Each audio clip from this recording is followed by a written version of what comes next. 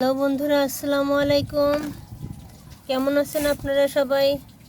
তো দেখতে পাচ্ছেন আমি কয়েক জোড়া, মাত্র 4-5 জোড়া কবুতর রেখেছিলাম। সেই কবুতরের মধ্যে থেকে আমার আবার কিছু বেবি দিয়েছে। দেখেন কত সুন্দর কিউট কিউট। এটা হলো ঘিয়া চুন্নির বেবি। এই যে দেখতে পাচ্ছেন, এটা ঘিয়া চুন্নির বেবি। এই দুইটা হলো ঘিয়া চুন্নি বেবি। তো বন্ধুরা, আর এটা হলো দেশি কবুতরের বাচ্চা।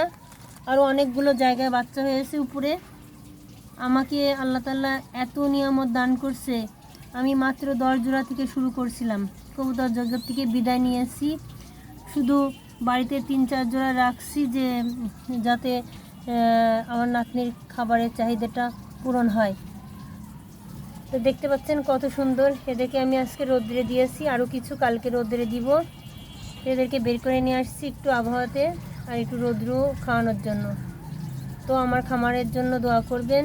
আসলে কবুতর জগৎটা এমনই একটা মায়ার জগৎ, ছেড়ে দিলেও এরা আমাকে ছাড়ে না, এরা আমাকে ছাড়তে চায় না।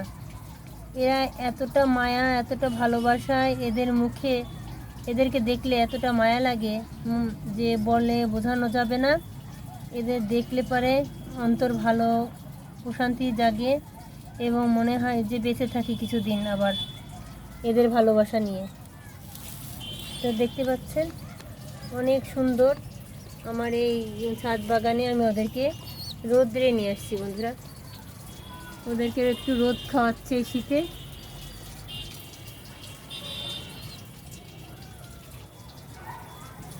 এই যে আমার টমেটো গাছ, আর এখানে আবার লাউ গাছ উঠে পড়ছে চালে। তা আমি মনে করলাম যে ওদেরকে একটু রোদ্রুতে বের করা হয়নি, এবার একটু রোদ্রুতে বের করছি। তো দেখতে পাচ্ছেন এক জোড়া ঘিয়া চুন্নির বাচ্চা আর এক জোড়া দেশি। তো অবশ্যই আমার খামারের জন্য দোয়া করবেন, আমার পাশে থাকবেন আর কমেন্ট করবেন। আমার পরিশ্রমগুলো আপনাদের জন্য তুলে ধরা। আমি যে সারাদিন সংসারে পরিশ্রম করি, তার মাঝে এতটুকু প্রশান্তি, এতটুকু ভালোবাসা পাওয়ার জন্য আপনাদের মাঝে ফিরে ফিরে আসি বারবার ছোট ছোট ভিডিওগুলো নিয়ে। তো যদি আপনারা একটা কমেন্ট করেন, তো আমার পরিশ্রমের মূল্যটা আমি পেয়ে যাই। তো ভালোবেসে পাশে থাকবেন আর দোয়া করবেন। আর আপনাদের জন্য রইল আমার আন্তরিক ভালোবাসা আর দোয়া মন থেকে।